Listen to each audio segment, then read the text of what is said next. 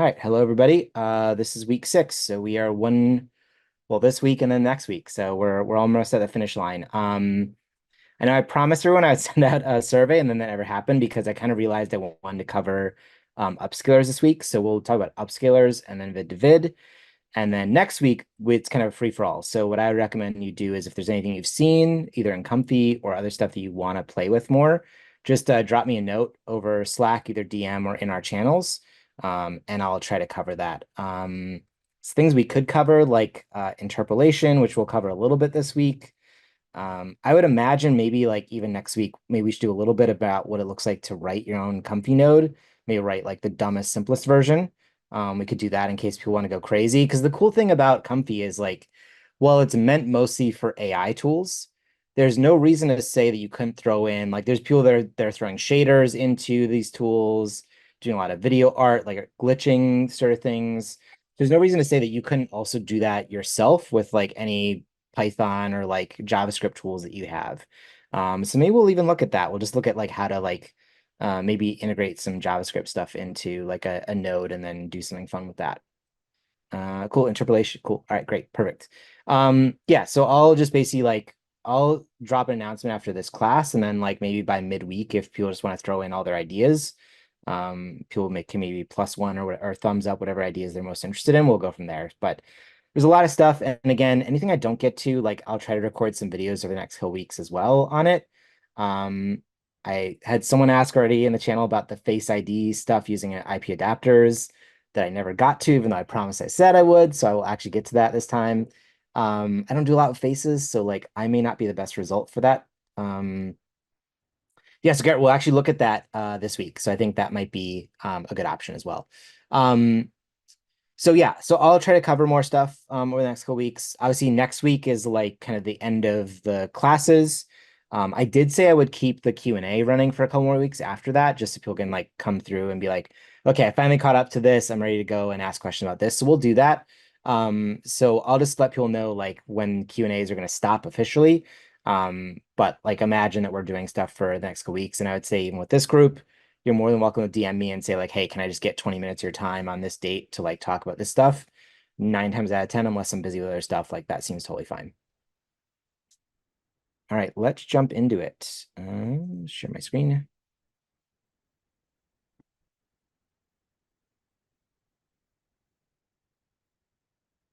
Cool.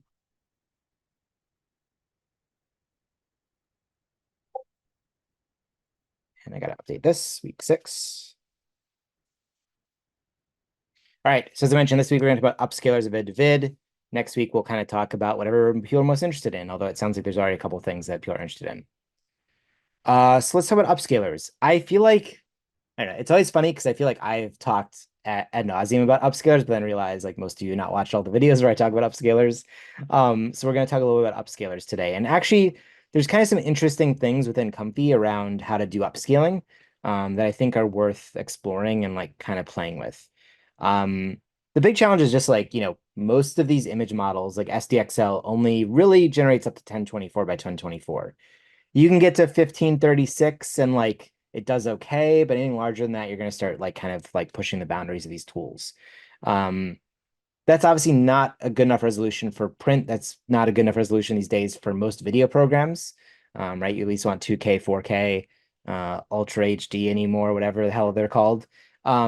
So how do you realistically get to printable resolutions? Because I actually don't think that even the newest models like Flux or anything are going to try to push beyond 1024 by 1024.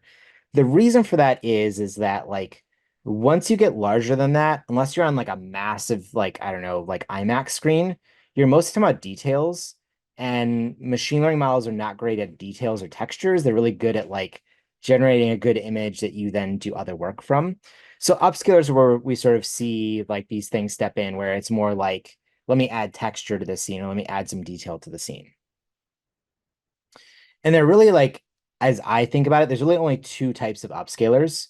There's one that we would call pixel upscalers, or that I would call pixel upscalers, and there's another one called latent upscalers. And we'll talk about the difference between those two and like why you might pick one over the other as we go through some of our tutorials today. So pixel upscalers are probably the one that most of us are probably familiar with.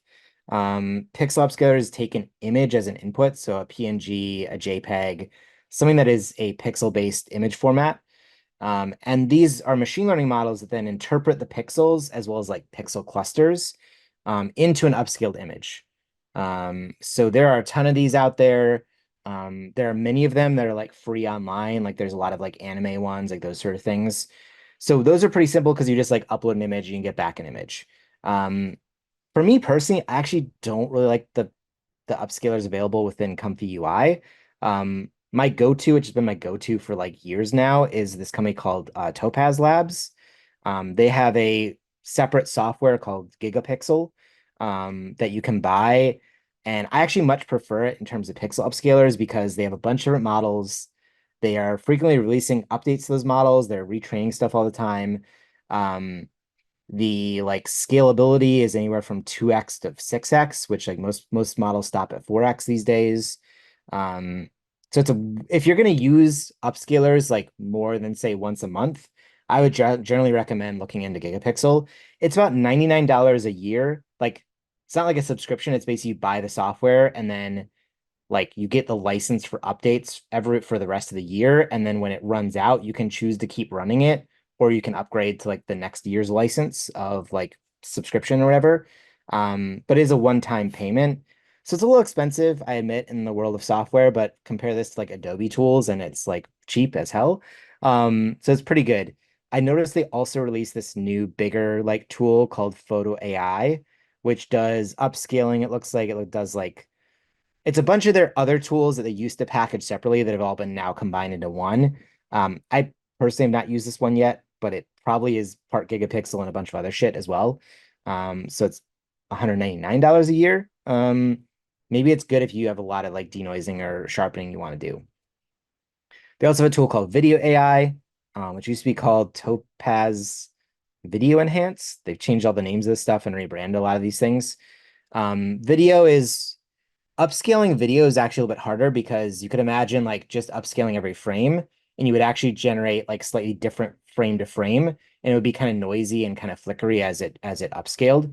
So video is a little bit of a different challenge where to upscale video, you actually have to do a little bit more to keep sort of the flow consistent across the entire video. So it costs more. I use this quite frequently in my own work as well as I do a lot of video stuff, and I think it's pretty worth it compared to some of the open source tools out there. If you sign up for like Topaz Labs, I think eventually they also like offer you a little discount, like 25% off or something. And once you buy the first year, they generally also offer you a discount to keep going because they just want to keep you on the subscription. So it's net, you can basically like never actually have to pay $3 a year. You can like find a way to get it a little bit cheaper than that. That's just my recommendation for upscalers, but there are upscalers inside of Comfy, and we'll look at those as well today. Um, the things we'll notice as we play with the upscalers inside of Comfy, the nice thing is you can load in any image. Like they don't have to be a generative image. You can just like upload an image from your own, photography on your phone or whatever and use that. The other thing, we'll compare this to what happens with latent upscaling. It keeps the image structure like very consistent, which is actually kind of one of the problems with it. When we start to look at how it generates AI images. AI images, when they're actually blown up, you kind of like see all the crappy details in them. So you almost like don't want that, which is why a latent upscaler might be better. Um, if you just Google like open source like image upscalers, you'll see that there are like hundreds of models and they're all trained for different purposes. They all do different things. They're all like 2x or 4x. There might be some 6x open source ones now. There are a lot of them for anime. So if you have a lot of anime images you're generating, there are a lot of upscalers that are meant specifically for that purpose. Otherwise, a lot of them are more generalized, like photo upscalers or other tools. So you just kind of have to play around and figure out what models you like.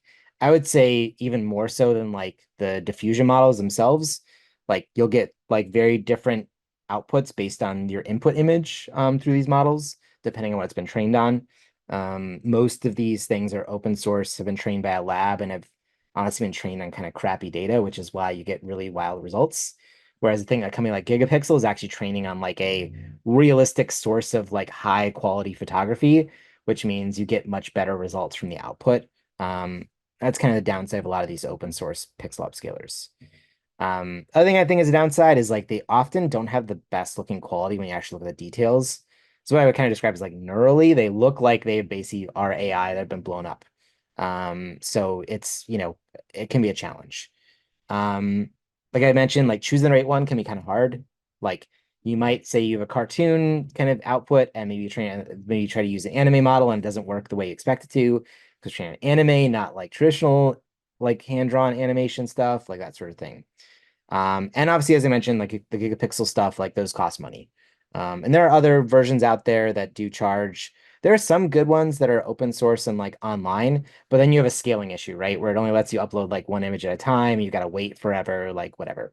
So at the end of the day, if you really like pixel upscalers, I personally think it's in your best interest to just pay for one and just like use that model as much as you can. Let's take a look at how to use pixel upscalers in Comfy. It's actually really, really easy. Most of the stuff is already built in. Let me just find where my ComfyUI went off to here. Comfy, cool. So if everyone is in Comfy, I think all of these come by default with they definitely come by default with Run Comfy, and they might come by default with your regular ComfyUI install. The one thing you might have to do is you might have to install the models for them. So to install models, you'll usually go to Manager, and then you'll go to Model Manager. And then what you can do is in search, you can type in Upscale, and it'll show a bunch of options here. The ones we're going to look at this week are the real ESR GANs. I've heard good things about some of these other ones as well, the 4X Ultra Sharp, the Foolhardy Ramakri. I don't know how you even pronounce that one. I've heard good things about those as well. You can obviously install whatever you want. I believe a couple of these are already pre-installed in Run Comfy, and that just doesn't show up here as being pre-installed. I guess because they're saved into a different location. But if you want to play with some of these, you're more than welcome to install them. Run Comfy does come with them already, but for those of you that are on local, you'll need to install these. They don't take very long. They're not that large of files. So to actually do pixel upscaling, let's load in our default view here. And for whatever reason, my load default always defaults to a incorrect model. So we're going to use the default 1.5 model. Again, this might even look better with an SDXL model, right? Because SDXL already produces high-res images, like that sort of thing. So let's just go ahead and generate one of these. So I'm not going to run anything else but the default, but we'll be able to see what our image output looks like.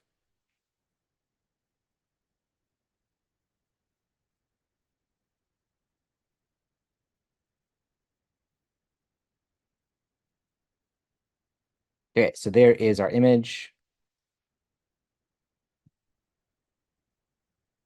And if we were to download this, I bet I can even do this directly from here. Let me just see. Yeah, cool. So if I were to open this, it is 512 by 512. Okay, so now let's do something about upscaling these. We're actually going to generate new images just because I haven't set the fixed seed here. So for this, what we need to do is we need to load in our upscaler. So to do this, we're going to double click here. We're going to say upscale. And we want the one that says upscale image in parentheses using model. So we'll click on that. Again, the naming conventions for these are really great. You'll see here that what we need then is an input of an image. So we'll drag in our image. And we then also need an upscale model. So if I just shift control click on this, drag it out and release, you'll see there's a load upscale model option. So do that one. And Run Comfy comes with a bunch of these. You'll see there is a 4X Anime Sharp, a 4X Ultra Sharp, ESR GAN. I don't even know what that one is.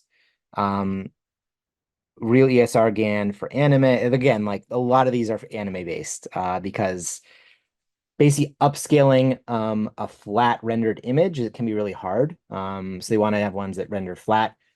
Generally, a lot of these are otherwise trained on photography, which means as it upscales, it tries to convert more detail into the image. So we can go ahead and just set this to the X4 plus. And then what we'll also want to do is let's just copy. Actually, what I'm going to do instead is I'm going to convert this to a preview image. So we use a preview image node. And then I'll copy another one. and I'll output this one. And let's actually name these. So one of the things that I haven't really covered yet is you can right click on a node and you can go down here and click on title and you can say pre-upscale. And then we can right click on this one and we can click on title and we can say upscale. And then maybe we can even be nice and kind of like move them side by side so we can see what they look like. Cool. So now we can run this again.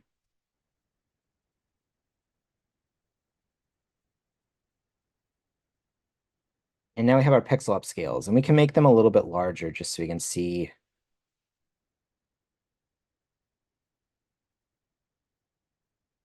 Oh, and actually maxes out at that size. So let's actually make some space here a little bit.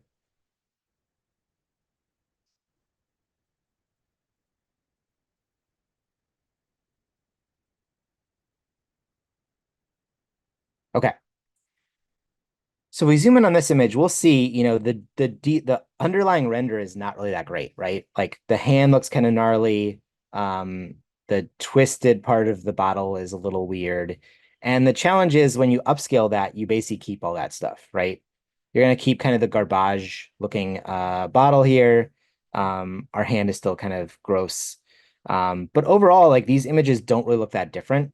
And if you were to zoom in really close, you could maybe see some of the upscale difference. And this is actually where usually what I recommend do is actually download them and like load them into Photoshop, whatever, so you can zoom in a little bit. But you can kind of see like this is now upscaled. If I save this image and I open this one, you'll see this is now 2048 by 2048. So it's definitely better than Photoshop, right? If you ever use like any of the traditional Photoshop tools and just scale up an image, you would see a lot more noise in here as it upscales. Photoshop now has their own version of a AI-based upscaler as well. I actually think at least the last time I checked theirs, maybe a year ago, I actually think theirs is even worse than this.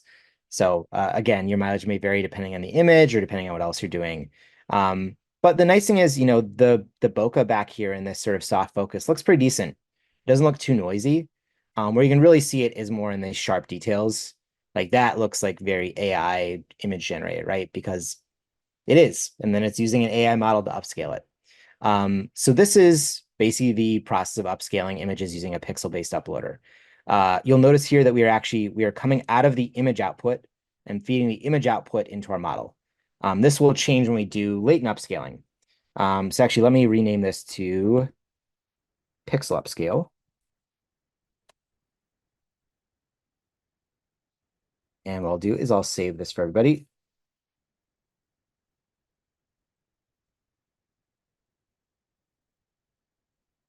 Cool.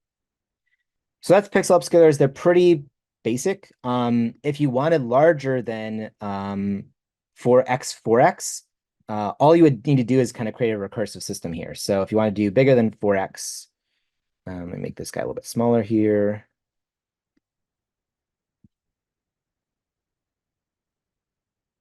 Then all you would need to do is actually take this image output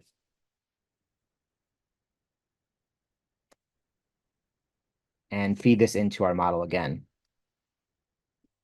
So you'd feed this image into here, and then we could just create yet another pixel upscaler.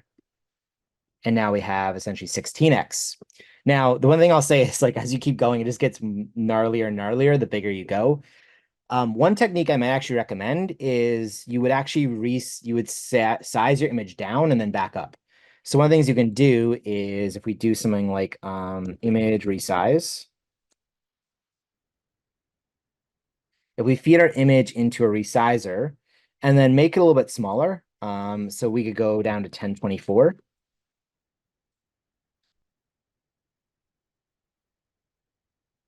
Then you could feed that back into this model and it would make it bigger. The reason you want to kind of want to do that is what happens is that when you scale the image back down, you kind of erase some of the issues with some of the upscale details. And you get a little bit of a nicer image back scale back down. And then when you rescale it again, the model is going to pick up less of the noisy bits from the neural network and actually just look at your overall image.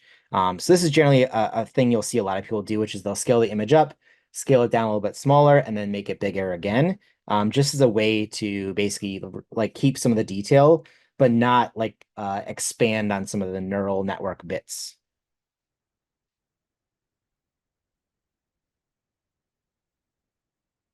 And of course, because I redrew this, we don't have really anything to compare it to.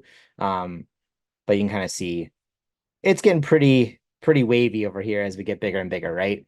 Like this should technically be a very clean bottle, but because of how the pixels operate, we're not getting a fully clean image as it upscales. Cool. So that is pixel upscalers. Now let's take a look at latent upscalers. And let me know if anyone has any questions. There's some in the chat. Okay, let's see. Thank you. Yes. Yeah, Sean. Well, actually, let's look at that when we do compare latents to pixels. Thanks for reminding me of that. I always forget that that one exists. So for pixel upscaler, or sorry, this is for latent upscalers. Okay. So latent upscalers kind of utilize a feature that's unique to diffusion models. If you recall, like when we convert our image from the sampler to the image output or image save or image preview, we go through a VAE decode node. And that VAE decode basically converts a bunch of stuff that's just numbers sitting in our model back out to an image. So you can kind of imagine like just a stack of pixels that have been assigned values. They're not really pixels, they're like placeholders for pixels. And then when we go through the decode, we basically turn it back into an image. But we can actually take from that encoded image essentially and feed it through a latent upscaler. So basically what you end up doing is you upscale our latents, which are just again like sort of a bunch of numbers, and then you do an upscale on that, and then you perform another sampling on that system in order to then get a higher resolution image with more detail. That sounds confusing until we see it, and then when we see it, it's like quite easy. So actually, let's take a look at how to do that, and then I'll come back to like the positives and negatives of this thing. So let's go back to Comfy. I'm gonna keep my pixel upscaler here, and maybe we'll just drag out a little bit of space for ourselves here. And what I'll do is I'll drag out a preview. And I'm going to title this one as our pixel upscale.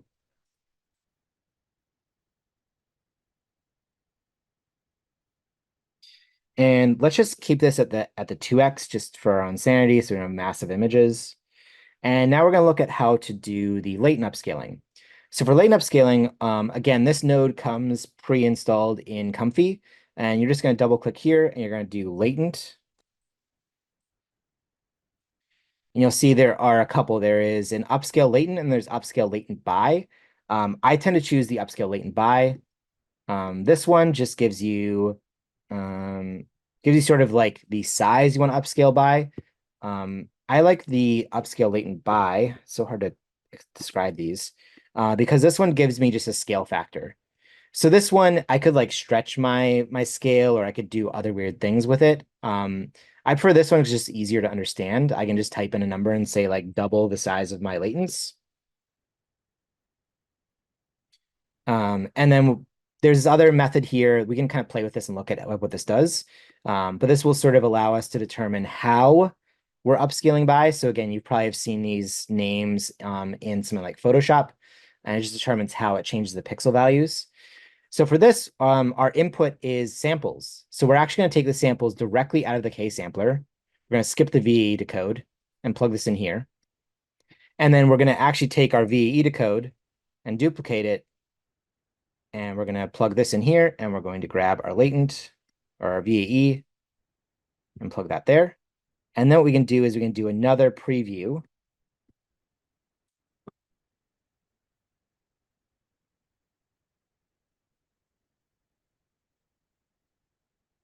And plug that in here.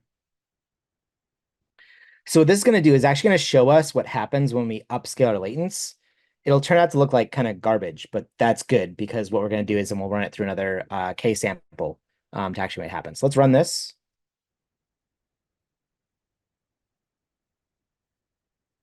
And actually what I meant to do here is to show what this looks like. So I'm going to plug this in here. So this will be our initial generation. This will be our VAE, or sorry, our upscale, our latent upscale.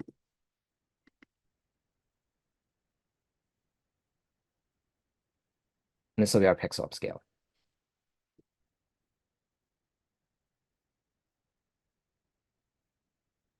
So when we zoom in here, this is what our initial image looked like. This is what our latent upscale looks like, right? And our latent upscale is pretty noisy.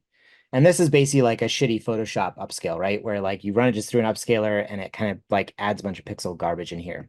We could play with the different types of upscaling that are possible here. So we could change this to something like bilinear or bicubic, which is more common, and gives you maybe a smoother upscale. But it's still pretty blurry. Now that's because we're gonna have to do is we're actually gonna have to run this through another K sample. So if I copy this K sampler here, and if I remember how to copy this correctly with the, oh, that's not, how is it? Try this again. Control C, Control V. Nope, not that one. All right, whatever. We'll just plug it back in. So we're gonna run this through a K sampler again. So what we're going to do here is instead of going through our decode, we're going to take our latents out of our upscale and feed them into our K sampler again. And this time we're going to set a denoise value because remember, we don't want to regenerate from one, which means regenerate completely from this image again. What instead you want to do is like add a little bit of denoise. So what this means is going to like add a little bit of noise to our image and then run the denoising process again. And the nice thing about this is that we can just plug in all of our same values over here. So I've got to give myself a little bit more room here. So I can plug in my model, plug in my positive and my negative.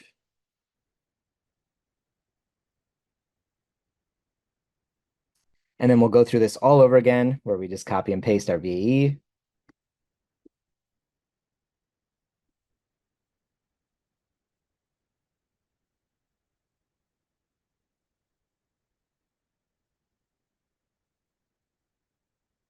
Slide all these guys over so we can compare again.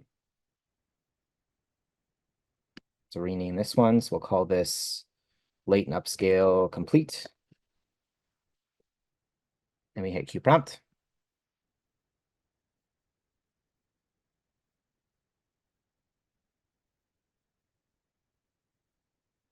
Maybe that was not enough. Make sure that's correct. Probably not enough denoising. Let's add a little bit more.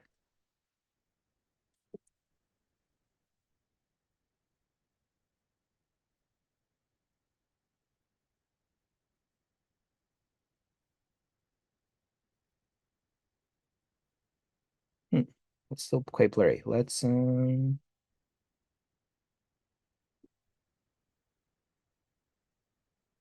I think usually I scale up by 1.5. So I think this might need just a little bit more denoising to make all of that kind of clean up a little bit more at that scale.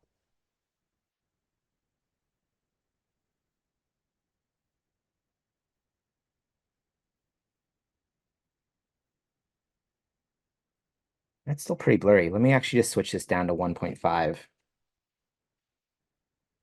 See if that gives me a little bit of a better output.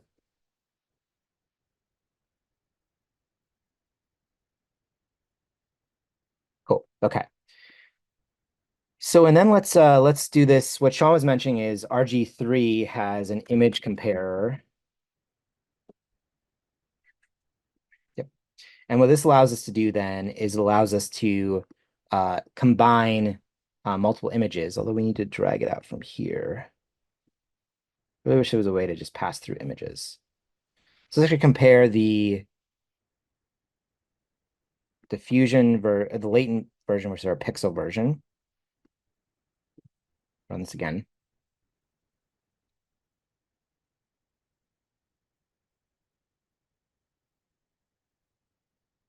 Cool. Okay. And then what this node allows us to do is actually look at the differences between these. So I believe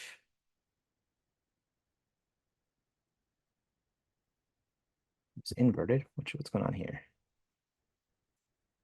Okay, so on the left-hand side is actually the pixel upscale, And on the right-hand side is the latent upscale. Or sorry, yes, right, left. Okay, yes. So you can kind of see like one of the nice things about latent upscaling is you get a sort of a redrawn version of your image, meaning it can clean up and like add more detail into it. So you can kind of see like our bottle top here actually has some nicer sort of mouth rings on it, or like the screw rings on it. Whereas our pixel upscaler kind of added all that noise, and it kind of gives that harsh sort of like, overblown out coloring here. Maybe another thing we could actually do is actually look at our initial image versus our upscaled image. So let's just make two more of these.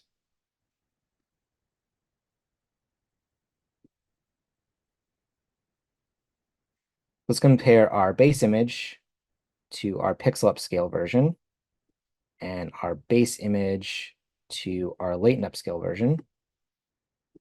I'll run this again.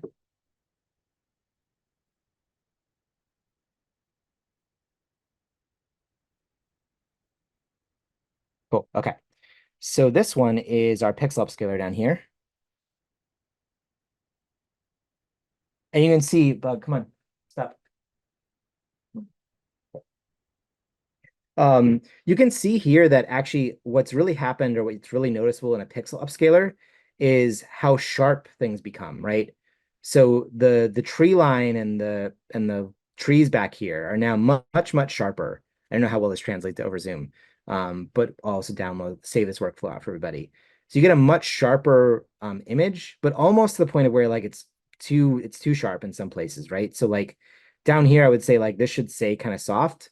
But because of how pixel upscalers work and they generally try to sharpen images, they're going to add a lot of sharpness in here.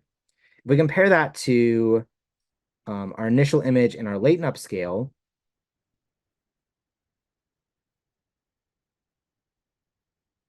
you'll see that actually what happens is the image changes quite a lot.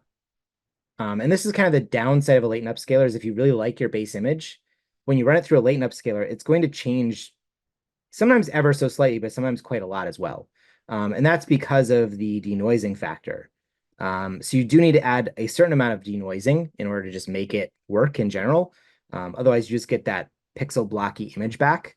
But if you add too much denoising, like let's say let's crank this up to 0.8,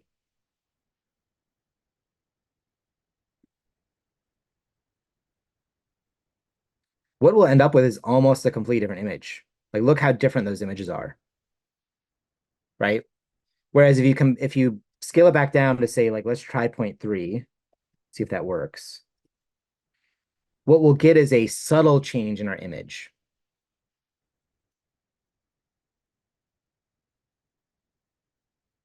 So you can kind of see here, like the image is also a little bit softer. It looks a little bit, I would just say in general, it looks a little bit nicer. But you do get some details that, maybe you didn't want there.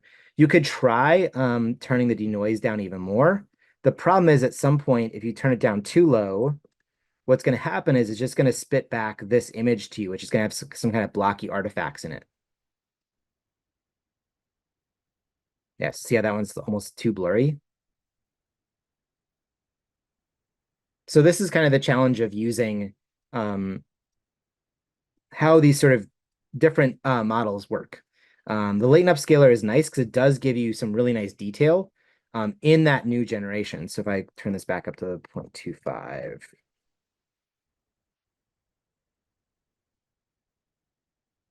the level of variation of bottles you can get through this basic prompt. Um, you'll see like there's quite a lot of detail that gets added. And I would say that what's nice about this detail is not noisy or not overly sharpened like you get with a pixel upscaler. So there is like a lot of benefit to this, assuming that you are okay with like in some ways redrawing your images.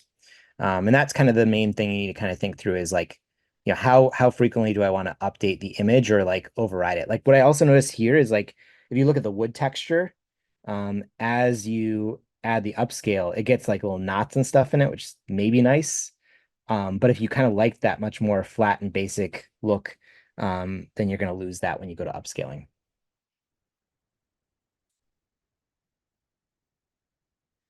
So in general, oops, controls.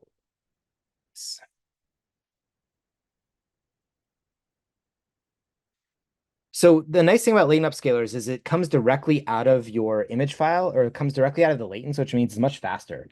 It turns out that that decoding step is actually like one of the most processor intensive steps in actually generating images. So any way you can skip that, you're going to generally like make a faster output. So outputting the images and then upscaling and then outputting an image again is kind of like too many steps, and it makes things kind of slow down.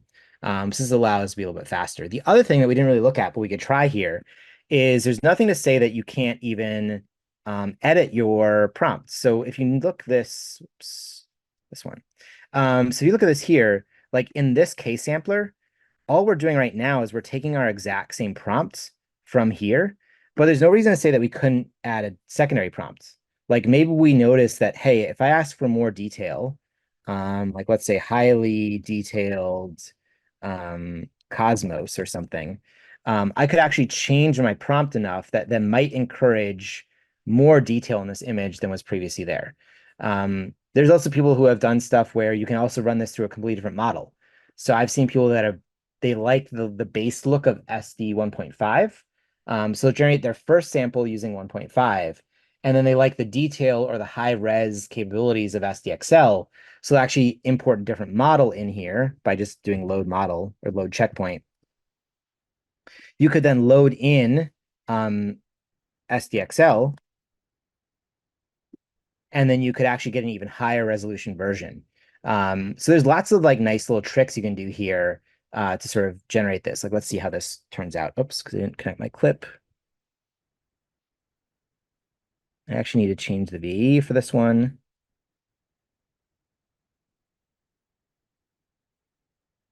It's going to take a second for this one to load because it's going to be a big SDXL file. But there's actually a lot of different things you can sort of change here because you're using another K sampler, and you can actually then change quite a bit with this. You can also change your steps. Another common thing that you might want to do is crank up the steps because that'll also give you slightly more detail. So you could look at something like maybe doing 35 steps instead of, 20 steps. That's going to slow your generation down again, but it also allows to add that little bit more detail, which is what a lot of people want, especially when they're making images. You could play with different samplers. You could play with a different scheduler. Like there's a lot you could do within this to then sort of optimize for higher quality image outputs. Why would you do this? It's a little bit faster because SD 1.5 is a much faster model. And then because you're only denoising, say, 25% of this, you're denoising at a few less steps. Maybe you have an SD 1.5 LoRa you really like that no one converted to XL. Like, there's a lot of reasons why you might want to do it in this way. But this is kind of a nice little process, like a little hack. It's especially easy to do in Comfy. That is actually kind of annoying and harder to do in like a code-based system. So there's a lot of things you can do to play with this exact setup to really get like a little bit more detail out of your final images. Let this run for a minute while we keep talking here.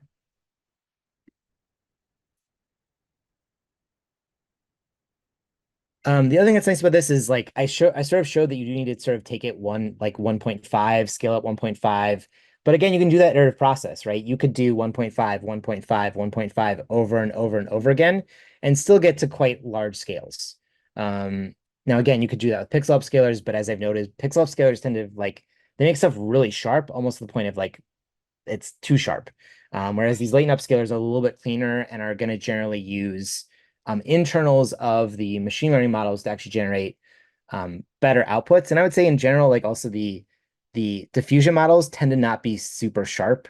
I think people have kind of realized that like super sharp stuff kind of looks gross through AI. So they've kind of learned to like back it off a little bit. The downsides of these is that it does really alter the details of your final image. So if you really like that base image and you just want to like make it larger, then a latent upscaler probably isn't your best bet. You probably would actually want to use a pixel upscaler to maintain that the details you already have in your image and hopefully just sharpen them a little bit more. And then lastly, as you saw me, I had to play with different denoising values. Because of the way that the model upscales. Oh, interesting. Why did this not work? Probably because my sizes are weird. I bet if I did this to 2.0, it would work. Let's see. Because we're going from like, what is this? It's going from like a 768 model, and SDXL expects a 1024, so it gets weird. Um, see if that works. Nope, still doesn't work. Okay, interesting. So I'll have to play with this and figure out why that is. Because apparently you can't upscale this latent in that way. There's a way around that. There's using other nodes to like make sure you're optimizing the output in the right scale. But again, there's a way to do this. I just have to quickly throw it together, but it really doesn't work it this way. But again, you can sort of see that there's a process here to upscale in a way that like is very different and offers you a little bit more detail. There's one last upscaler I want to cover, which is like kind of a mix of the two, and that's called tiled upscalers. So again, we have kind of to think about this as like someone who is what we call GPU poor, meaning they have a older GPU that's like 8 GB or 12 GB, and they don't have access to run Comfy, or they don't want to pay for run Comfy. One of the challenges of upscalers is that they do require the larger your image gets and the more data you're working off of, it requires more VRAM. So if you were to try to take like a I don't know like a 2400 by 2400 image and upscale that 6x directly through a model, then if you're on like 8 GB of VRAM, it might not work through Comfy. So one of the things people have realized is that there's a way to actually break everything into little tiles, do all the upscaling individually on those tiles, and then combine them all back together. So it's kind of like a bit of the best of both things in that it gives you like detail. It also can leverage some of these pixel-based models because the pixel-based models are dependent a lot on the input into the image size, that sort of thing. We'll look at one. It's called the Ultimate SD Upscale.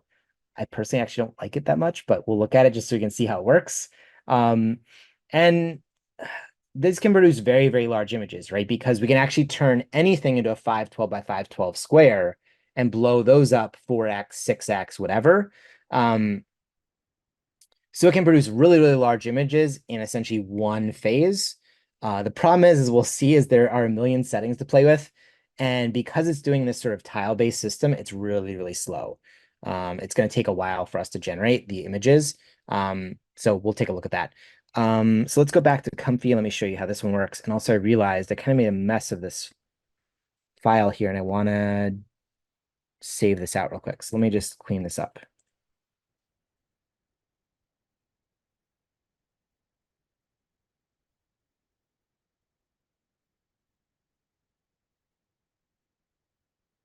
Okay, let me save this.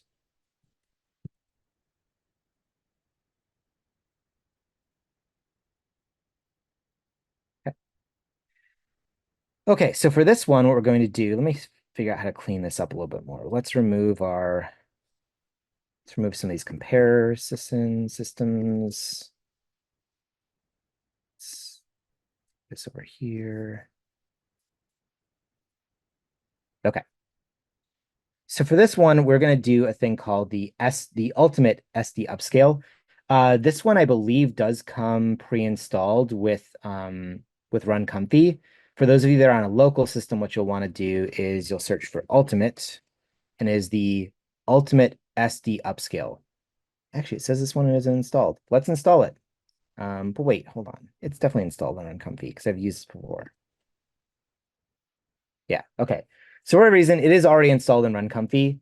I don't know why it says it isn't, but it definitely is. So we're going to use the Ultimate SD Upscale and look at how many settings we have to deal with here. I'll explain all these settings, but it's a lot. And it works fine. I wouldn't even say it's worth like it compared to like a latent upscaler. But you'll see that we need to input a bunch of stuff here. So we're going to input our image, our model, our positive, our negative, our VAE, and our image upscaler. So thankfully, we already have all these things loaded up here. So for this, we're going to feed in our base image, which comes from here. Our model, which comes from all the way over here. Our positive prompts, our negative prompts, our VAE,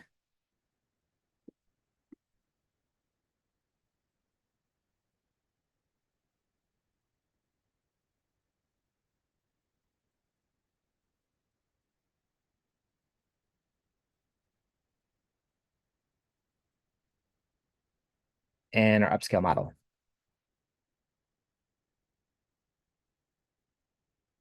And out of this, we want a preview.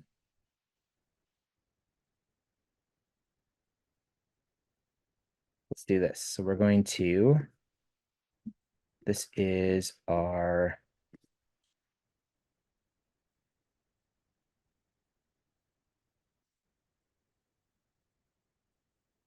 latent upscale.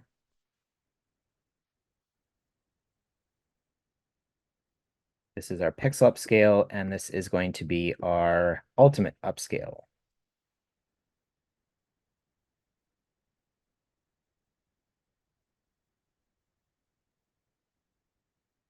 So the settings here, we have an upscale value, which we know how to work with. So we're going to keep it at 2.0.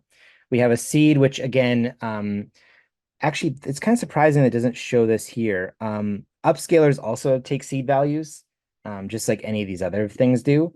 So we can set this or choose not to set this and leave it as is. We've got our steps here again. So we're kind of doing, you'll see this is like a mix of everything, right? So we've fed in our upscaler as well as we've got these VAE settings again. So we can go in and edit these. I'm just going to keep them at the base value because this does take a little bit of time. And I don't want to sit here and just wait for this thing to generate all the time. There's a mode type. So mode type is as it generates our tiles, it can generate them linearly, meaning it can generate them like across the x-axis and then down and across the y, down the y, and then x again. What I've heard or what I've seen people do is they set this to actually chess, which is like a checkerboard system. And supposedly that means one of the things we're going to talk about is like we're going to have to fix our seams. The way these upscale is, and we have got little seams that we need to fix. This generally reduces the amount of issue we have with our seams. So I keep it at this. I don't really know why it fits the best one, why the others are available, but they are. Generally keep your tiles to the same size as your model expects. So for SD 1.5, it's expected to do 512 by 512. So you can keep the tile height and width at 512. If you were going to use SDXL, you would set this to 1024 for each of those. Then we've got a bunch of things around how it fixes seams. So again, you think about the two blocks or two tiles. There's going to be a hard seam that I'll kind of show. So what this model does, and the reason why it takes a little bit longer, is it then tries to mask and blur over those spaces. And there's even a way in here to do seam fixing. What is it? It's seam fix mode. If you switch this to one of these, it's actually going to try to like do a little bit of in painting in those seams. So we'll leave this all as is. I'm going to set this to none, and then we'll see if we actually have an issue. And I'm going to turn force uniform tiles off, even though I don't think it really matters because I am upscaling by a normal value. Okay, so at this point, let's go ahead and run this. Whoops, except I'm missing my VE.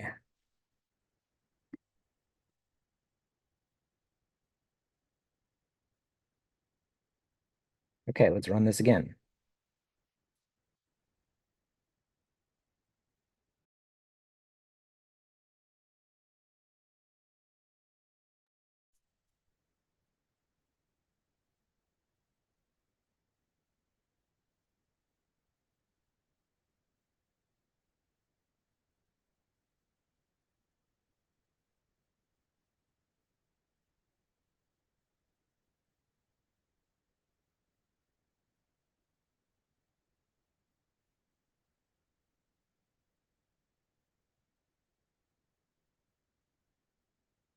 Why my latent keeps coming out looking like crap?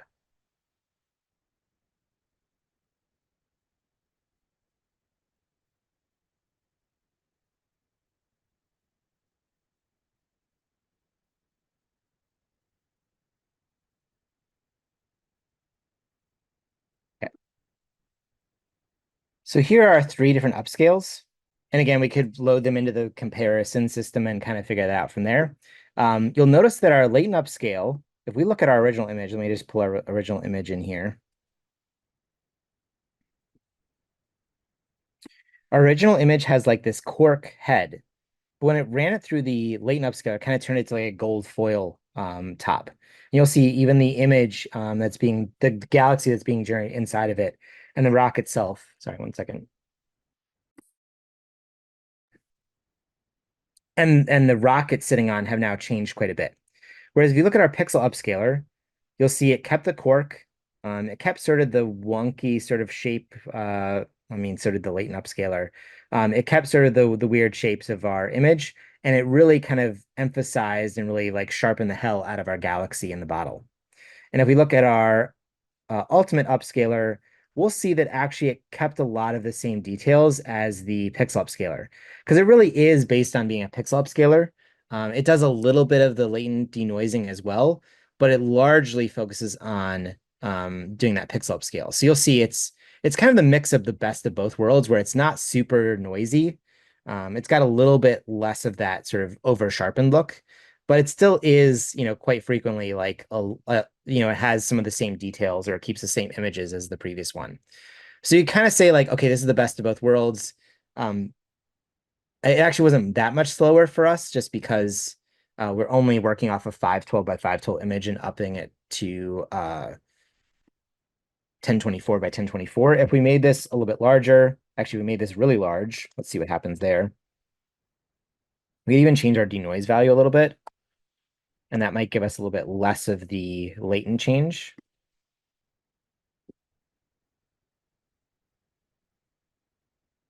You'll see this runs every time for every tile.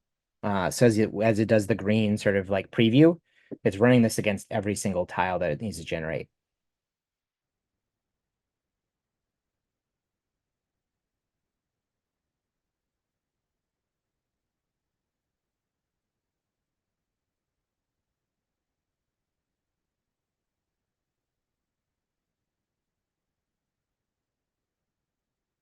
Okay. So this is a good example where you can really see where the latent upscaler is doing a better job with this sort of like tree in the front. It's clearly still pretty gnarly there. But if you look at our upscaler on the pixel side, it's like pure noise. It's like really kind of gross and overly sharpened. And this one in the is kind of in the middle. Again, like the ultimate upscaler is a little bit of a mix of both of the two. This is also kind of not the best image to work off of, but you can kind of see some of the differences here in that, the white shape is kind of changing its shape a little bit because of the latent upscaler. We can also, I don't really notice it here. Sometimes when you play with these values a little bit, you do end up with some hard checkerboarding. Like I bet if we turned up the denoiser, we would get a little bit of a harder checkerboard. But the way to fix this, if you do see like really hard lines in your tiles, is you can change the seam fix mode. And I don't really know the difference between these, but you can just kind of try them and see what happens. And this is going to give you a little bit of an in painting between those two spaces. This will also change the time it takes for your upscale to happen. It's going to be a lot slower now because you're doing not just upscaling per tile, but then you're also doing this sort of like seam fix. So we can just run this and see if we actually get anything better. Sometimes I find it also gets worse because it's doing in painting, and the in painting can even like add some blurry artifacts in those middle spaces.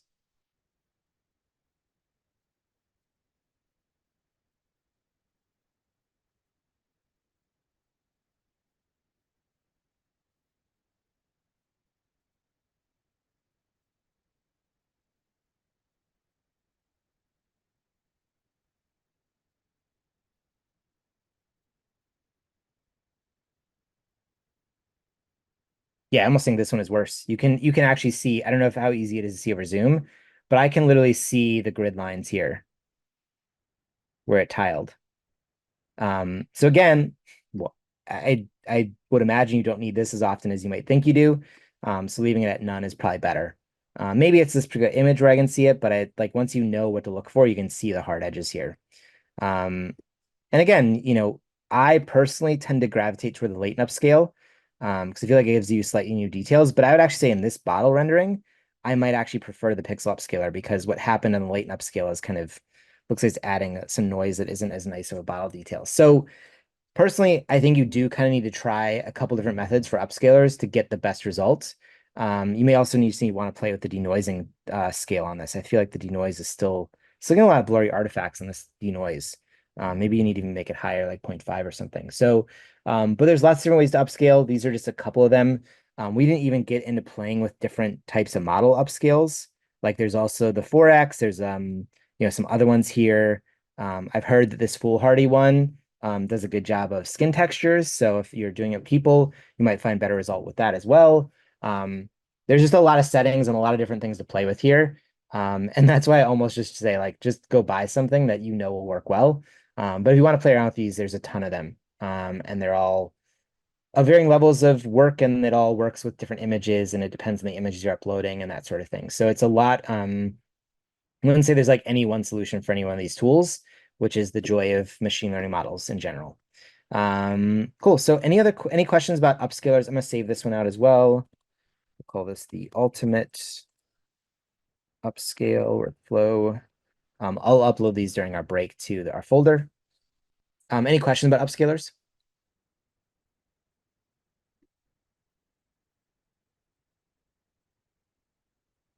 No one's gonna ask about video. So we'll actually look at how to do video upscaling in the next session. And actually what we kind of do is a hack. We actually just upscale our images, and then we let an interpolation model actually figure out how to interpolate between them, which is a little bit easier than trying to do a video upscale by itself. But we'll look at that after the break. Cool. Okay, so let's do like a 10-minute break. So we'll come back at like 9:10 for those on the East Coast. Anybody else not there, like just 10 after? Sound good? Cool. Okay, see everyone soon.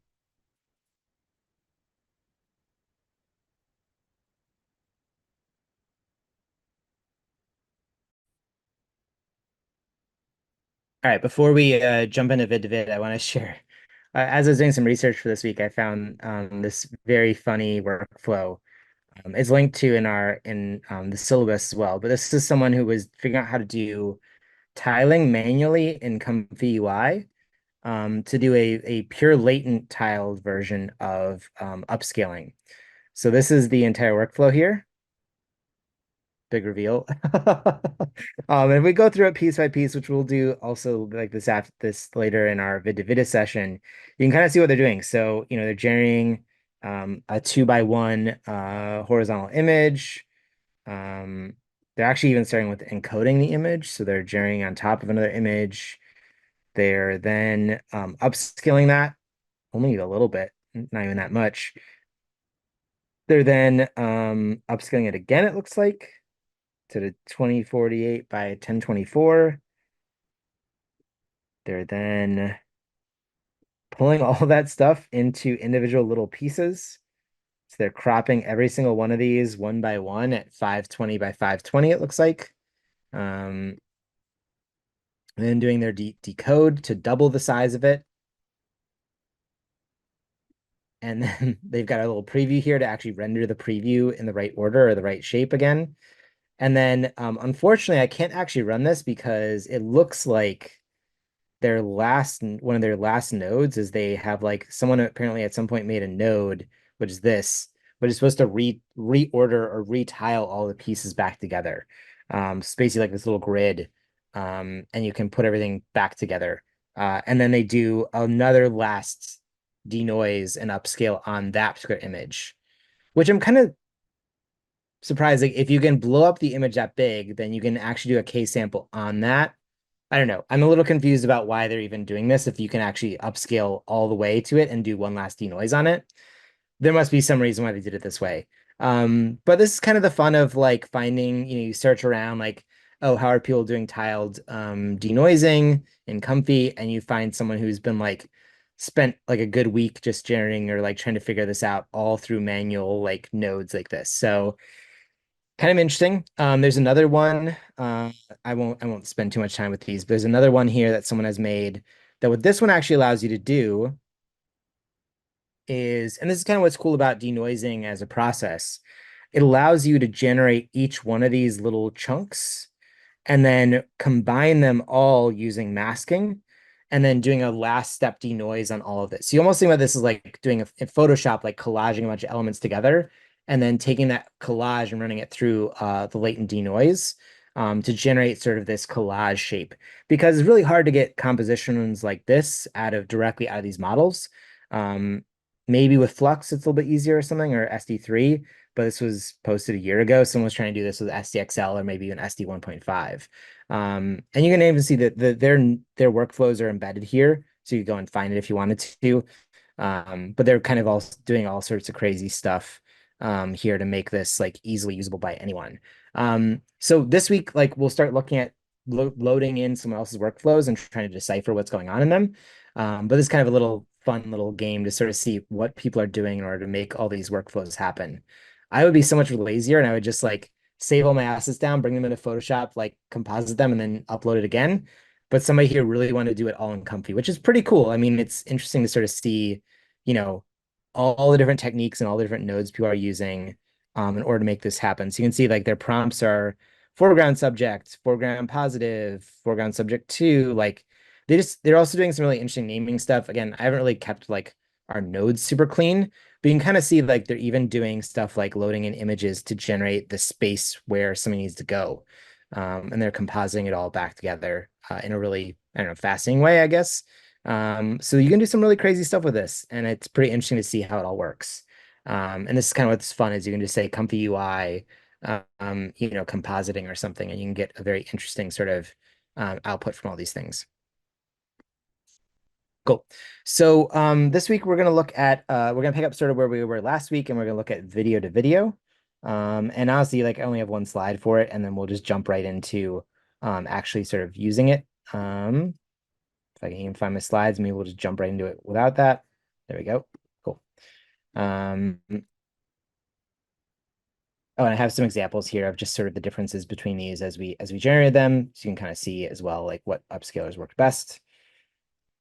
So vid2vid. So last week we looked at kind of those something that was more like an image to image. Well, I guess a couple weeks ago we looked at something like image to image using the VE encode tool. And then last week we looked at generating videos using control nets to give us more control.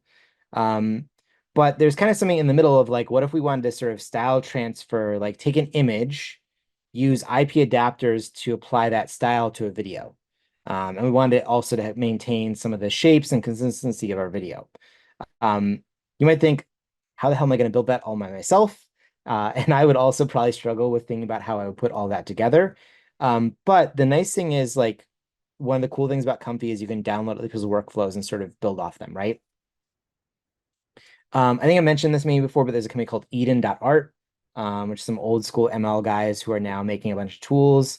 There's a really nice front end for this tool to do your own video to video. But the cool thing about what they're doing is all of their tools that you use through their website are actually just Comfy workflows behind the scenes. So when you upload an image to their website, all that does, it passes that through as a variable kind of thing through to Comfy. And then you can just do all that directly in Comfy. The other nice thing about Eden is they're very pro open source. So they have actually open sourced most of their workflows. So the link is here if anyone wants it. What we're going to do, and I'll just upload this for everyone in our chat, we're going to work off of their video to video file. And the nice thing or the thing we're going to work through is like, okay, we're going to download someone's workflow and stuff's going to be broken. How do we fix it? Because this was made 5 months ago and there's going to be broken stuff. So we're going to have to figure that out. I have already figured out how to fix most of the big issues. So hopefully we don't hit any major snags. But this kind of what's fun about this is like I can download this. Now I will say, as I mentioned in maybe week one, there are some security concerns around downloading other people's workflows.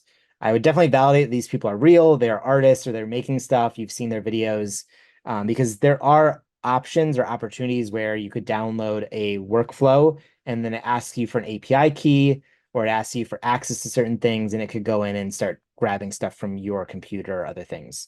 Company's done a good job of kind of closing some of that stuff off, making that less capable of a thing to happen. But I would still always exercise some caution or at least do some research before you just download and use people's workflows willy-nilly. I happen to know these guys really very well. I've worked with them in the past, so I know their stuff is good. So we'll go ahead and download their video to video workflow. I'll upload this to chat for everybody. Oops, and of course I've already named that, so let's call it workflow. Cool. So let me just drop this in the chat for everybody.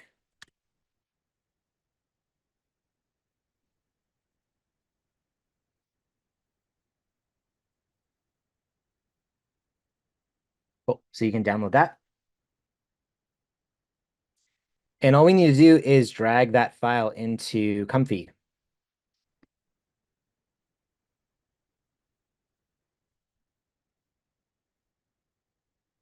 So I'm going to grab this and I'm going to drag it in here.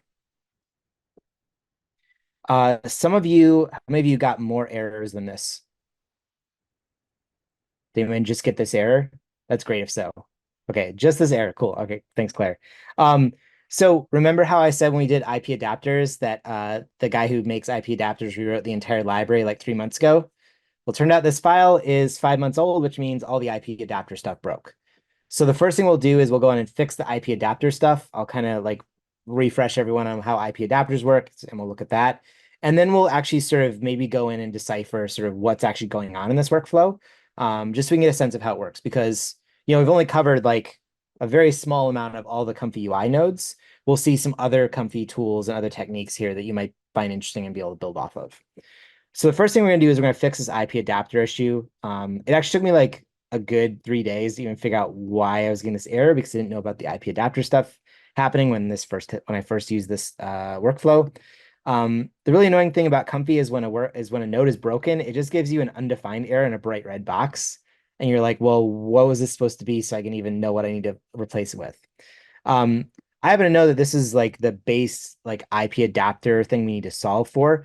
What I always recommend is never delete the node immediately because the nice thing is you can see what everything's connected to. So you kind of actually just want to build along the side of it instead of kind of like deleting it and replacing it. So this is the main IP adapter node, which is the IP adapter. I can never remember what it's called. I think it's actually just the IP adapter advanced. Actually, I think it's just the IP adapter node. Yes. So you can kind of see here that these are the same things, even though they've got slightly different names. And actually, I know this is not the right node now. Because the input for this node says embeds, I actually need that embed node. I don't know if everyone remembers when we did that a couple weeks ago. So we actually want the IP adapter embeds. So there we go. Um,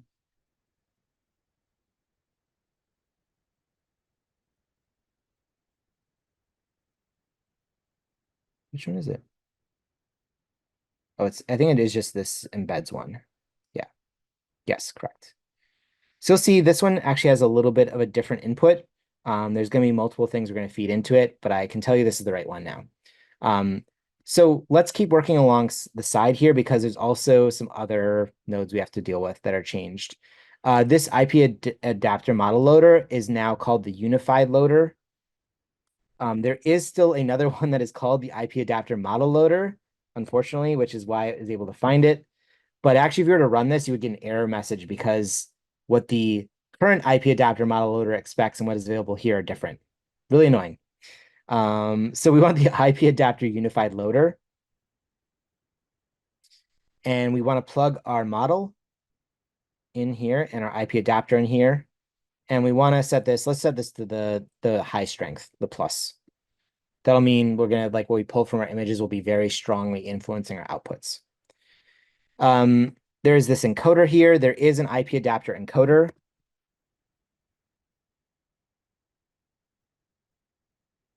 But if we look at the new version, we'll see the new version looks quite different than the old version.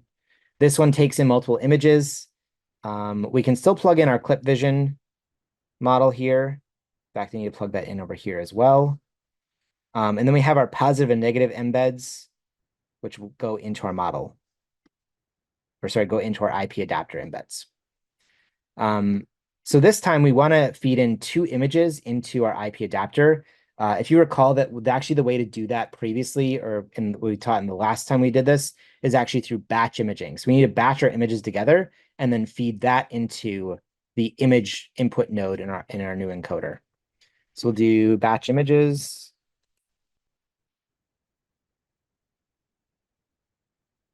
And this allows me to feed image 1, image 2, and then I can feed those combined images in here.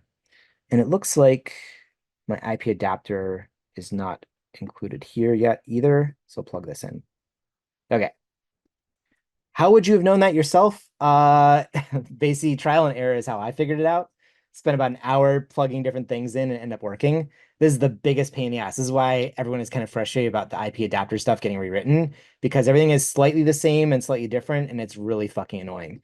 So now we can actually delete this, and we now have our setup here working. I can tell you it's going to work correctly. Oh, I need to delete the model loader as well. The last thing that I kind of screwed up here is I did actually screw something up here, right? Yes, I did. Okay, so we need to plug in this model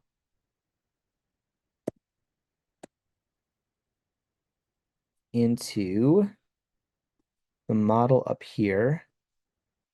So it's going from IP adapter model all the way out to model, and this model plugs in down here. Whoops. The other thing you can do, I haven't really mentioned this either, is there's also a node called reroute. You probably have seen me like struggling to like always zoom out and like connect things correctly.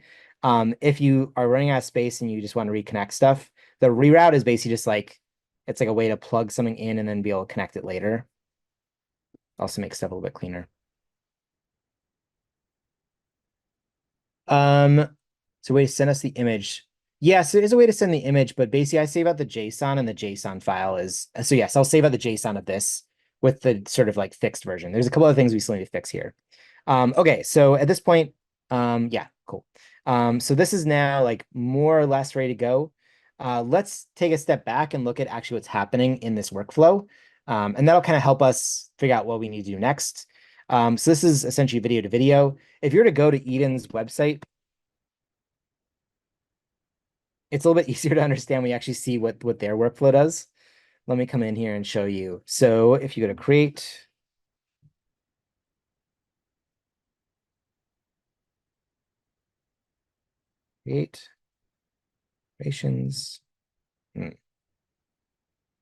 they down right now?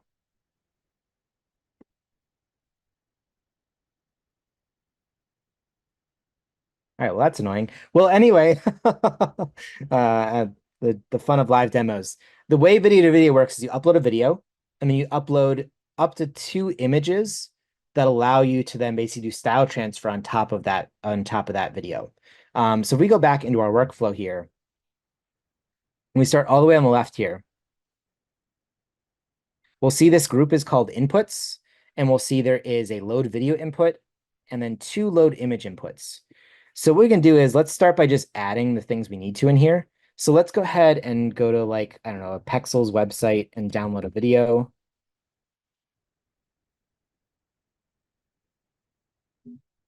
Like let's say, let's do like a beach scene. Let's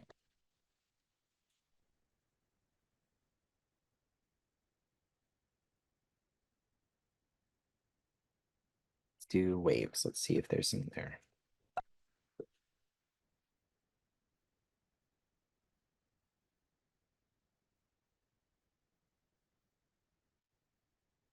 It's kind of nice. We'll have some static rocks and we'll have some waves crashing. So we'll download this one. So let's go back over to Comfy and let's upload our video. So to do that, you just go to choose video to upload, and then you select this video, and it's going to start playing. We looked at the load video node last week, I think. You'll see here that it is forcing this to a FPS rate of, whoops, that was 8. So we're taking like a 30 frame per second video and changing it to 8 frames a second. We'll keep an eye on that because 8 frames a second is quite low. So like what's going to happen? We'll see how they fix that later. We don't want to worry about size just yet. And then we're seeing that there is a cap of 32 frames total. So that would be 4 seconds of video. So let me see how long this video actually is. This video is 8 seconds. So let's just run it, and then we can change this value if we want to later. So we'll run it. That'll generate a short video, and then if we want to do the full 8 seconds, we can change it to 64 later. Next, we've got 2 load images. So let's go ahead and load these in. I'm actually going to pick one that I've already got here. So you can just download any image and like upload it. I kind of like these weird textures and these weird noises. Like, I want to see if I can make this video kind of geometric. This particular workflow does expect 2 image inputs. If you try to feed it just one, it will throw an error message, which is kind of annoying. What I've actually done in the past is I will often just feed in the exact same image again. And that tends to be a hacky way around having 2 image inputs. You could also experiment with actually doing 2 different image inputs and have that sort of work by itself. But that's kind of a nice hack. Otherwise, you have to delete a bunch of stuff, which is fine. You can easily delete stuff, but then it's like it's actually more annoying to delete stuff than it is just hack and work around it. Okay, so we've got our videos and our images loaded in here. Now we've got some other settings here. So we've got a resolution. So it looks like what's going to happen is they're going to squish the video down to 640. So we're going to take whatever size we have and probably do like a 640 by 640 output or something. There's another thing here called that's named closed loop. This would be if I wanted to loop my video. I can tell you, you might think you want to loop your video, but this doesn't work that well. It's just like really frustrating and really annoying to do. So turn this off. I think someone in the Slack was asking about looping video for like a VJ tool. You could try to do this. It just won't give you perfect loops. It'll give you kind of like close loops, but it's never perfect. So play with it if you want to, but I can tell you, I personally find turning it off is better. We have an option here for our prompts. Remember that we were just looking at IP adapters, and IP adapters kind of like require us or like kind of override prompts in many cases. So you don't actually need this prompt. You'll see its label here is optional. You could try experimenting with adding a text prompt here. So we could say like geometric shapes floating, and we could see if that will do anything. Next is this thing called Eden string, which we don't really need to worry about. This is a value, sort of a variable that's being passed to, we'll look at this in a second, the control nets to do things in a certain way. I have never touched this or changed this value, so I'd leave it as is. And then next thing we have over here are some strengths. So we've got a denoise strength. We know what denoise is, right? This is how much of our input video should affect our output. So I would say I actually want some of this video to come through. So let's maybe make this like 0.75. So it's still going to be a lot of new data on top of this video, but I want some of the motion to come from this still. So we'll set the denoise to 0.75. And there's another thing called control net strength. We haven't gotten to the control nets yet, but we know what control nets are. So control net strength is set to 0.8, meaning it'll be pretty strong. It'll have a good amount of influence on our output image, but it won't actually like, it won't be fully that output. Yeah, so there are some Eden Art Comfy nodes you have to reinstall sometimes. Jorge, it looks like you've got a couple things that are missing. I would guess it is that Eden Art pack. If you go to Manager, you have a Custom Nodes Manager, and you search for Eden, there is the Eden.art node suite. I would try that and see if that solves your issue. So you want to install this, and then you'll restart your Comfy, and I think that'll help fix some of those red blocks I see there. Okay, so we've now gone through all of the nodes that are in our inputs. Let's go over to this group. We could call this group, we could give this group a name. I would actually describe this as our prompt engine.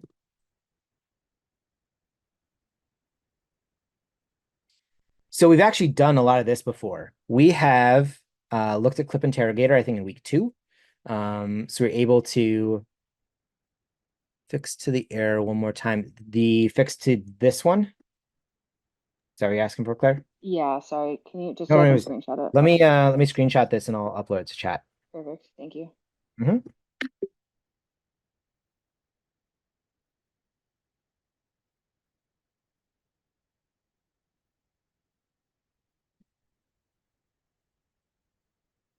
And I've got a couple more, we've got one more fix to make. And once I've got that, I'll just save out the workflow and send that to everybody too.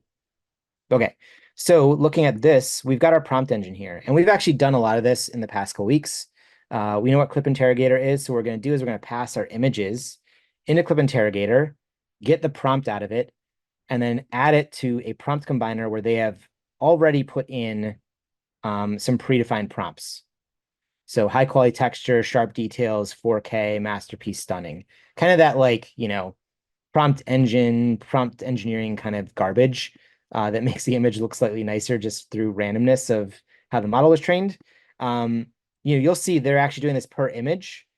Because I uploaded the same image into both spaces, it should give me the exact same prompt, and it'll kind of just like average them out into the exact same thing, right? Averaging 1 + 1, or like, you'll get the same output of this when you do the conditioning.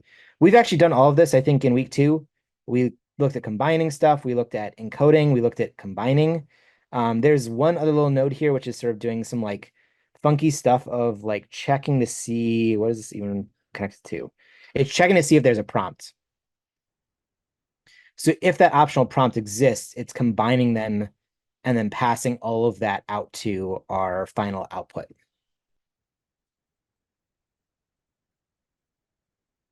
So that kind of covers that whole block. Here's our load checkpoint kind of buried in between things. This is using SD 1.5. So it needs a 1.5 model. So you'll see they're using Juggernaut Reborn, which I believe is by default available in. Oh, actually, maybe this is one I uploaded. So I might need to give everyone access to this model. You could also try a different model. It isn't required that you use Juggernaut. So we could look at other 1.5 models. We could even use the default. Let's actually just use the default of the pruned EMA only. So we set that. That'll work fine. Next, we have our whole resizing system here, which is like not really even that like it's actually not that scary. A lot of stuff is just like breaking down each one of these nodes into individual pieces is like the thing you have to kind of do and spend some time with. In an ideal world, you would just open this workflow and it would run the first time. You never have to worry about what was in it. That happens about 50% of the time, maybe, probably less. But I still like to go through and actually see what every node is doing because it kind of helps me understand what actually was actually happening here. So our image resize. So remember over here, we had our resize resolution value. That is being fed into this image resize node, where we are also feeding all of our images from our video. And this is actually where, if we were to run this right now, we would get an error message. And that's because the person that made the image resize node also updated their node recently, very recently, like even the past couple weeks. And this method here that says true, that's not right. If you run this, you'll get an error message because it has no idea what true is. So click on method and switch this to keep proportion. Basically, that just keeps the proportion of our video input. So if you were to feed it vertical video, it would keep it vertical. If you were to feed it horizontal video, it keeps it horizontal. If you feed it square, it's just going to keep it square, which is nice.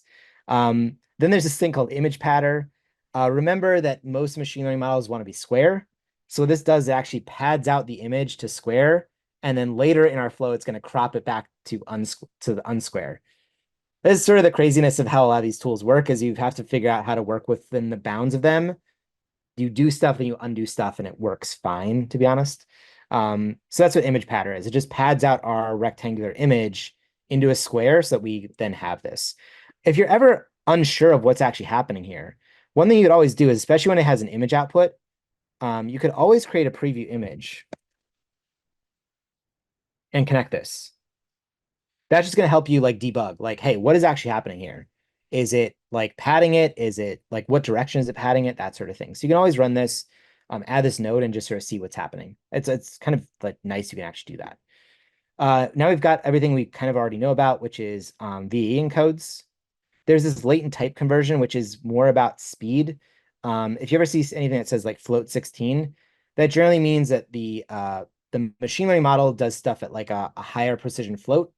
But if you use like a float 16, it reduces the amount of precision in your floating numbers, and it generally just runs a little bit faster. And in fact, people are now getting to like float 4s and float 2s to like try and make things run even faster now, with some varying issues of how that all works.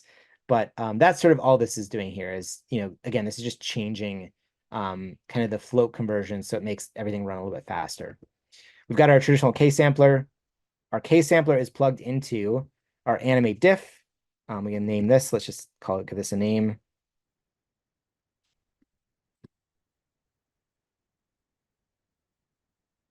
We know how animate diff works, right? We've got our animate diff loader, the legacy version, which thankfully the animate diff guy didn't break everything. He kept stuff as is, and made some legacy nodes instead of completely recompiling everything. So you'll see here we've got our SD 1.5 checkpoint loaded in. There's also a LoRa version as well. So I'm not sure, couldn't really tell you what the LoRa and this do together. You could always just like bypass one of these and see if it has a big effect. You can right click on it, hit bypass. If I were to really play around this more, I would definitely do this. I would like turn stuff on and off and see how much of an effect it has. You may find it has a really strong effect or maybe none at all. Xander, who built this, I guess, decided that we really need LoRa added into it. There's some different strength settings here.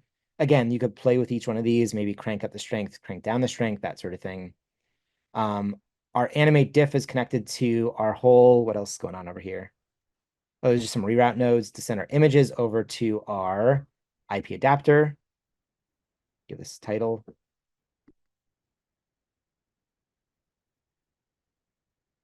So what's happening here is we have fed our images into the system. They are using that image and clip interrogator to generate a prompt. They're also then using IP adapter to generate the IP adapter embeds. So we're kind of getting this like double power, like really, really honing in on using these images as is, but through both a prompt and through IP adapter. So like hopefully we get both like really good results out of this. And if you're ever interested in what the output from clip interrogator is, we could also use the display anything node. And we get to see what the output is from our clip interrogator as well. So again, we can add in some debugging or just like sort of see what's happening, just so we can kind of understand what's going on. So again, IP adapters, just like other stuff, we have to crop them to square images. We have to turn them into this encoder, turn them into embeds. We've covered all that in the previous week, so I'll ask everyone to go watch that, so I don't have to explain it again. And that is, we haven't even talked about control nets yet. So this is like, this probably took Xander a week to build up. And thankfully he shared it on GitHub and we can now download it and just use it, and it works pretty well. So there's also a whole control net system here. So remember, control nets are taking our video input, we're feeding our images from our image pattern. So that's the other thing, important thing. We are feeding in square images out of our image pattern into control net. Then they are using, it looks like 3 different control nets. Actually, this thing is not connected to anything. This thing's just hanging out. I think this is like a mistake. I don't see it connected to anything, so I'm just going to delete that. If everything breaks, it's because that was doing something crazy there that I didn't know about. We'll see there are 2 different control nets here. There is a line art control net and there is a scribble control net.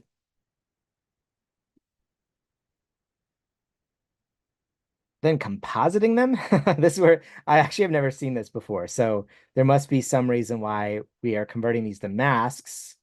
Then we're expanding the mask and then we're compositing them together. And then we're converting the image back to a mask, and then we're applying an advanced control net using sparse control. There's got to be some reason why he's doing this and not just using a sparse control creator. Maybe sparse control actually doesn't have a generator that allows you to do this. I would need to look into that more. But again, we can actually see what the output of this looks like from a mask.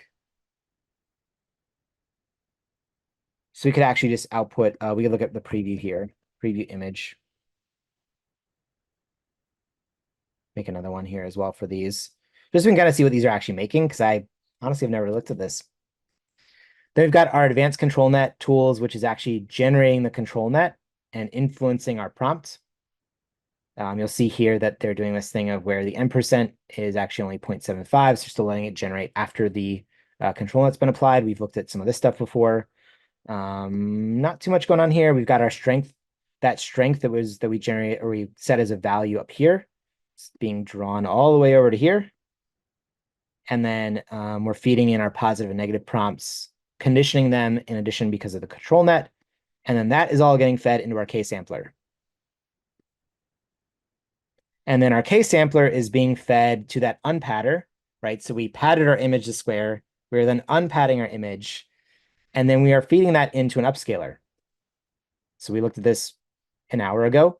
So we're now basically taking a 640 by 640 image, running that through the encoder or through the sampler, then uncropping that essentially back to our regular shape, upscaling the video by 2x. So now it is 640 to 1280, right? So now we have a 1280 width video, which is a pretty good size. And then the last thing, which we haven't really talked about before, is they're using an interpolation model. And if you look through this interpolation model, the model is called RIFE, R-I-F-E. There are a couple different models you could use. There's actually a bunch of different models you could use. They always recommend, even the node is called recommend RIFE 47 and RIFE 49. And you'll see here that what it is doing is adding a multiplier of 3. So remember that our initial video is being read through at 8 frames per second. We're then multiplying that by 3, and we get out 24 frames per second. So this is adding three frames every step. This is instead of doing the upscale after you generate the video, which is, as we discussed, is kind of hard, you upscale your individual frames, and then you let the interpolation script actually kind of generate the in-between frames, and hopefully that gives you enough smoothness between all of this. And then lastly, wow, that took us like 30 minutes to go through just what's happening in this workflow. Lastly, we get out our video combine, and this will actually generate our video for us. So fingers crossed at this point, we can hit play or hit Q prompt, and it should work for us. Now I'm going to tell you, it's going to take 5 to 10 minutes just for us to load all the models for this thing. So yeah. What node isn't available in the node manager, Garrett? I'm looking at the Rife node or the video interpolation node. Oh, interesting. Let's check this out. I've got this running in the background, so we can check and see. So RIFE. Yeah, what node do we need for this? Okay, let's check this out. So we want the Rife VFI node.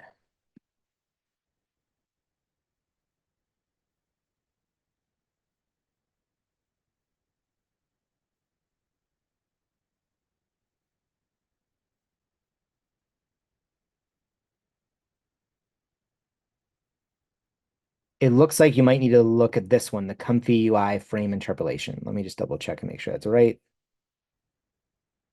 Yeah, that's the one.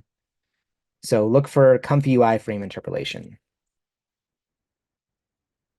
Okay, what's happening here? Getting an error message in the LoRa model loader. So that looks like it could be here. Oh, okay.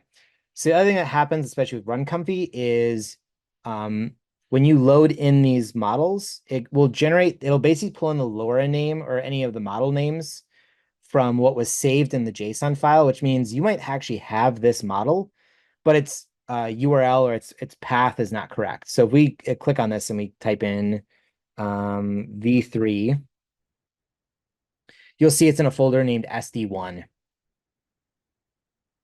And then we're gonna have the same error with this here. So we'll need to do v3 SD15mm. Okay, so now let's run this. Hopefully we don't get any more errors, but we'll see. Cool. Okay, glad we found it, Garrett. It is under ComfyUI experiments. Great. Again, all the naming for this stuff is wonderful, right?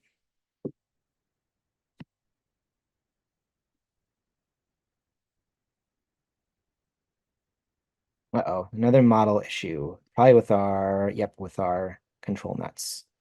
Let's go in here. We'll go v3. And it was sparse control scribble. Again, I'm going to save this out for everybody so you don't have to do all this work. This will work for you if you're on Run Comfy. If you're local, you might have to reassign some of the pathing for this. All right, let's try this one more time. We can see what the pattern and unpattern is doing now. We can see it's loading in our images. And it's probably padding out negative, like basically like you can't really see it, but it's happening on the back end. Because we've got the pattern and then the unpattern. Okay, we are now generating our model. I might get an error message when we hit these two models because the pathing might not be right for those. We'll find out. While this runs, we can also go and look and see what our masks were generated. So we look at these masks. We'll see the top one. This is the line art. This is the realistic line art. And I believe this is the scribble one. I'm really wondering why he combined them like this. Must have something to do with the way that this sparse control model, I don't really use this one very much. So must have something to do with the way that this gets fed into this.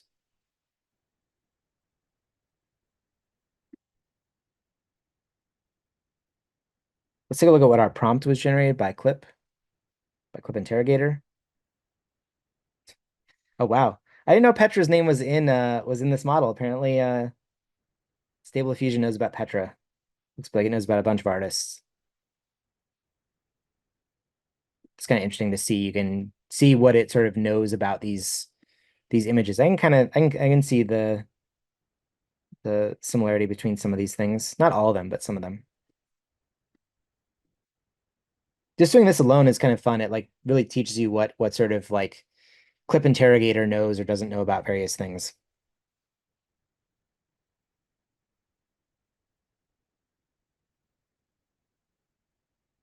Okay, almost done with our case sampling here.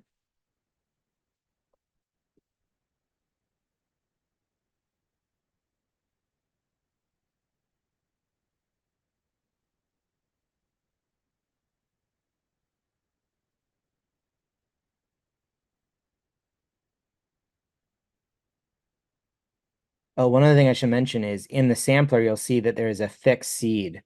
So if we don't like this exact generation, we could change out our seed value and see if that helps us as well.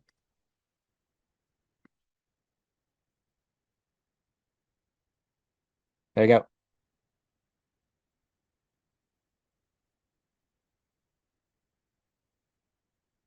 So remember, this only output 4 seconds of video as well.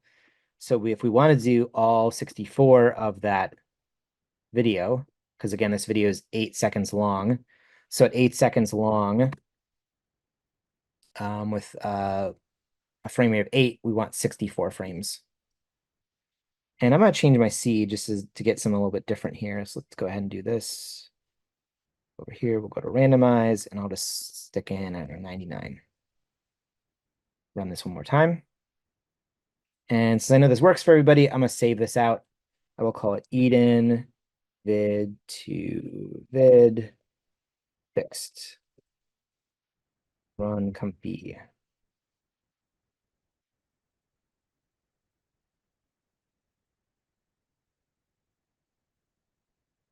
I'll drop it in the chat, and I'm going to upload it to our Google Drive as well.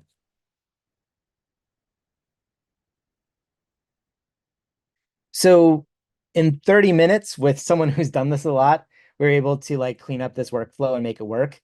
I don't know that we could have rebuilt this in 30 minutes by ourselves, right? Like there's so many steps to this piece. And like we've got enough of the workflows in other places we could copy and paste it and probably put it together. But debugging and all that would have taken much, much longer.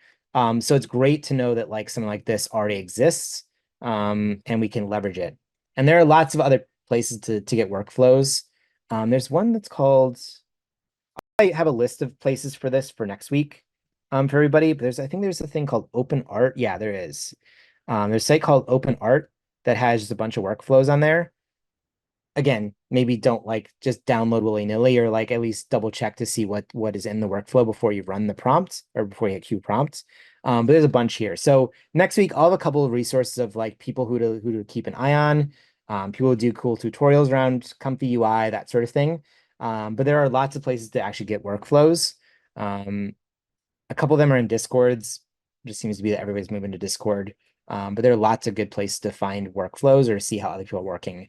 And quite honestly, it's the easiest way to like learn a new technique is to see what actually someone has built, and kind of using some of the debugging techniques or turning stuff on and off, kind of understanding how it works, because it's quite hard. There's very little written documentation about Comfy. You kind of learn by looking at other people's workflows and trying to reverse engineer them essentially.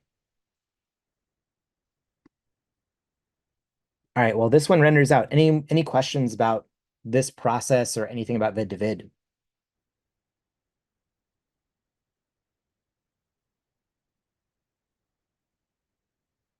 With this, we could also, if we wanted a different control net, we could swap out a different control net, right?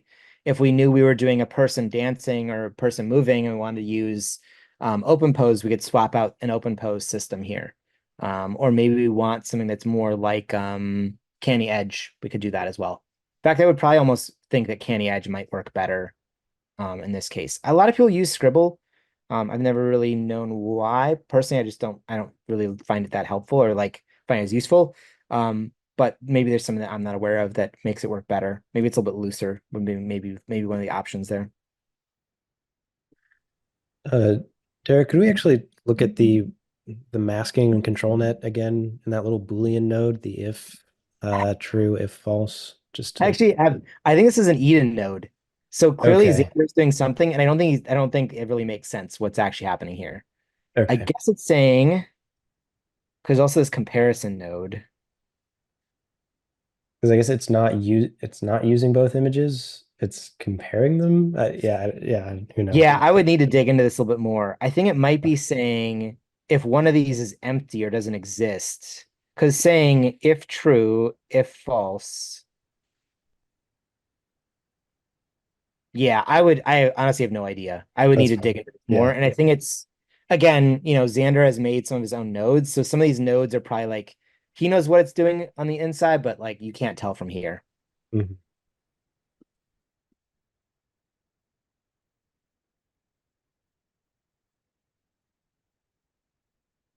So, okay.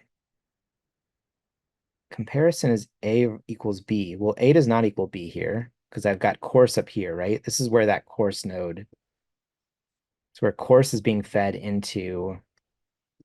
Oh, you know what I bet it's doing? So the value we set up here is either course or fine, right? So I can either set in course or fine. I bet if I set this to fine, what happens is it's matching fine to fine, right? It says, does A equal B? So if it's saying, is the value up there fine? Then if that is true, so if it's saying if using the fine settings, it means use this top setting, right? Because these are finer images. If using the coarse setting, maybe use this one. I see. I could buy Garrett, I that. think you need to install the Eden pack. Or maybe is this the one that's missing? I think it might be. Yeah. So I think you need to install the Eden tools, which are custom node manager. Go to Eden. You want the Eden Art node suite.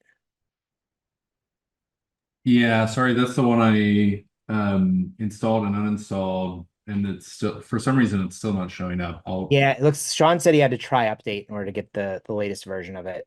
Yeah, I've given that a shot, but let me try something else. It might be also like you need to make sure you're on the latest version of Comfy. So if you go to the Comfy folder, hit git pull, like that might be there's a lot of things that could be causing issues here. Yeah, and then I also find that like refreshing is like a thing you have to hit like 10 times. It's these tools are quite brittle in many ways. And if you think it's brittle now, it was far, far more brittle like 6 months or a year ago. So yeah. Oh yeah, I'm glad we figured out what that meant. Yeah, so I think it's depending on Thanks. whatever the value is set up there, is it's changing this what control net it uses.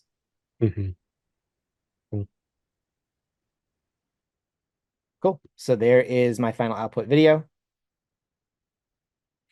Now, if I wanted higher res video, like from initial and not from upscale, I could also set the input value here to be 1280. Now this is going to take a little bit longer. Maybe we can do 1024. That way it's native to whatever. Well, it's not really native to SD 1.5, but that's okay. So like there's a bunch of this is basically like kind of calling this box inputs means these are all the things you want to change that probably have some downstream effect where you're not going to go in and edit individual layers. So we could play with the denoise strength. We could turn it up or down, have more of the image show through or more of the video show through. So I got to turn this down to like maybe 0.875. I mean, that just gives a little bit of motion, but not the actual shapes themselves.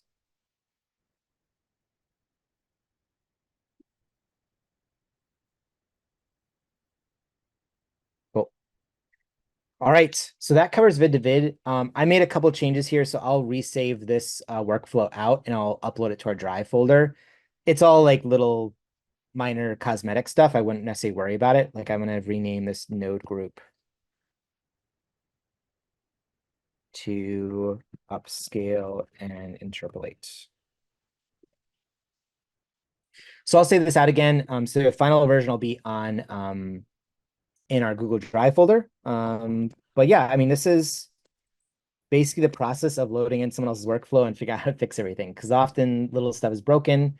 The other thing I should mention is, except for the IP adapter issue, the other thing you can actually do as well is go into Manager, and you can go install missing custom nodes.